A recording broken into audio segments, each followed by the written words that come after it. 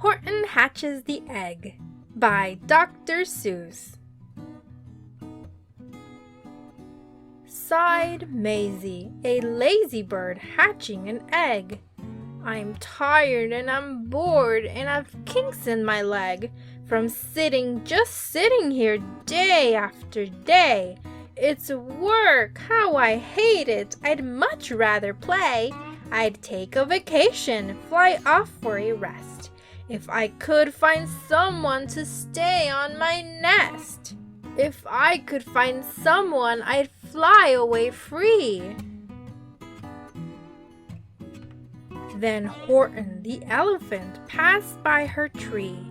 "Hello," called the lazy bird, smiling her best. "You've nothing to do and I do need a rest. Would you like to sit on the egg in my nest?" The elephant laughed. "Why, of all silly things, I haven't feathers and I haven't wings. Me on your egg? Why, that doesn't make sense. Your egg is so small, ma'am, and I am so immense." "Toot toot," answered Maisie.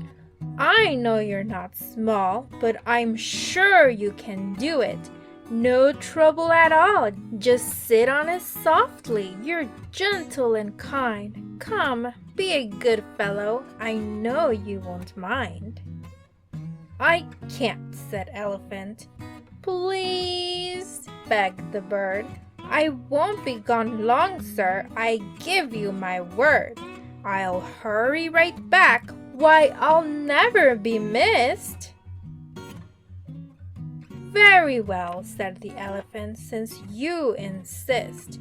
You want a vacation? Go fly off and take it. I'll sit on your egg and I'll try not to break it. I'll stay and be faithful. I mean what I say." "Toodaloo!" sang out Maisie and fluttered away. The first thing to do," murmured Horton. "Let's see. The first thing to do is to prop up this tree and make it much stronger. That has to be done.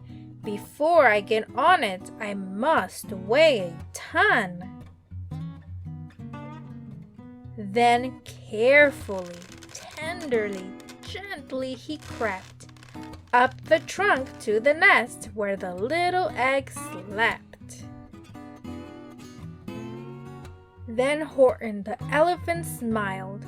"Now that's that." And he sat, and he sat, and he sat, and he sat. And he sat all that day, and he kept the egg warm, and he sat all that night through a terrible storm. It poured and it lightened, it thundered and rumbled. "This isn't much fun," the poor elephant grumbled. "I wish you'd come back, 'cause I'm cold and I'm wet. I hope that Maisie bird doesn't forget." But Maisie by this time was far beyond reach, enjoying the sunshine way off in Palm Beach, and having such fun and a wonderful rest, decided she'd never go back to her nest. So Horton kept sitting there day after day, and soon it was autumn. The leaves blew away. And then came the winter, the snow and the sleet, and icicles hung from his trunk and his feet. But Horton kept sitting and said with a sneeze, "I'll stay on this egg and I won't let it freeze. I meant what I said and I said what I meant. An elephant's faithful 100%. So poor Horton sat there the whole winter through, and then came the springtime with troubles anew. His friends gathered round and they shouted with glee, "Look, Horton the elephant's up in a tree." They taunted, they teased him, they yelled, "How absurd! Old Horton the elephant thinks he's a bird." They laughed and they laughed, then they all ran away, and Horton was lonely. He wanted to play. But he sat on the egg and continued to say, "I meant what I said, and I said what I meant.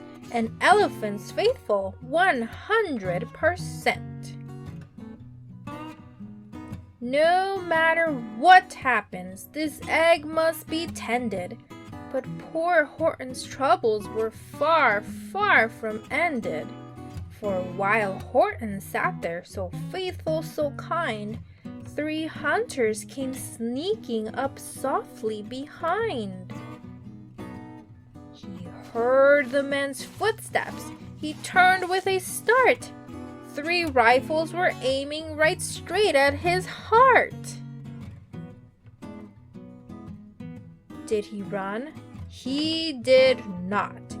Horton stayed on that nest. He held his head high, and he threw out his chest, and he looked at the hunters as much as to say, "Shoot if you must, but I won't run away.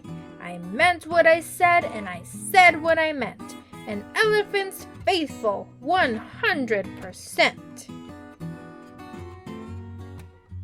But the men didn't shoot. Much to Horton's surprise, they dropped their 3 guns and they stared with wide eyes. "Look!" they all shouted. "Can such a thing be? An elephant sitting on top of a tree! It's strange, it's amazing, it's wonderful new! Don't shoot him, we'll catch him. That's just what we'll do. Let's take him alive, why he's terribly funny. We'll sell him back home to a circus for money." And the first thing he knew, they had built a big wagon with ropes on the front for the pullers to drag on. They dug up his tree and they put it inside, with Horton so sad that he practically cried. "We're off!" the men shouted, and off they all went, with Horton unhappy 100%. Up out of the jungle, up into the sky, up over the mountains, 10,000 feet high, then down, down the mountains, and down to the sea, went the cart with the elephant, egg, nest, and tree. Then out of the wagon and onto a ship, out over the ocean, and ooh, what a trip! Rolling and tossing and splashed with the spray, and Horton said, day after day after day, "I meant what I said, and I said what I meant. But oh, I am seasick 100%.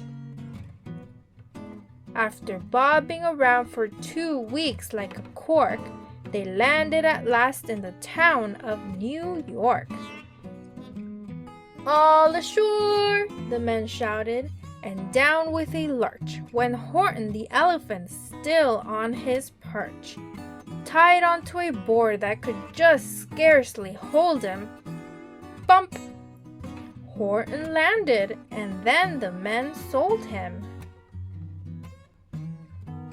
Sold to a circus, then week after week, they showed him to people at 10 cents a peek. They took him to Boston, to Kalamazoo, Chicago, Weehawken, and Washington too, to Dayton, Ohio, St. Paul, Minnesota, to Wichita, Kansas, to Drake, North Dakota, and everywhere thousands of folks flocked to see and laughed at the elephant up in a tree. Poor Horton grew sadder the further he went, but he said as he sat on the hot, noisy tent, "I meant what I said, and I said what I meant. An elephant's faithful 100%. Then, one day, the circus show happened to reach a town way down south not too far from Palm Beach. And dawdling along way up in the sky, who of all people should chance to fly by but that old good-for-nothing bird, Runaway Maisie, still on vacation and still just as lazy. And spying the flags and the tents just below, she sang out, "What fun! Why, I'll go to the show!" And she swooped from the clouds through an open tent door. "Good gracious!" gasped Maisie. "I've seen you before." Poor Horton looked up with his face white as chalk. He started to speak, but before he could talk,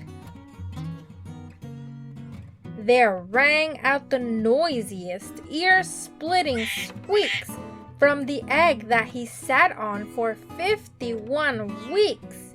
A thumping, a bumping, a wild alive scratching.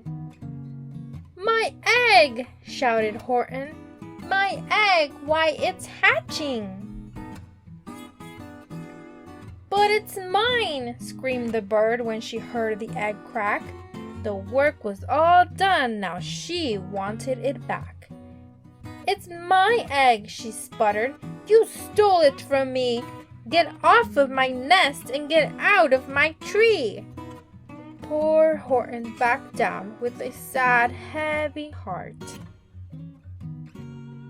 But at that very instant the egg burst apart, and out of the pieces of red and white shell, from the egg that he sat on so long and so well, Horton the elephant saw something whiz. It had ears and a tail and a trunk just like his.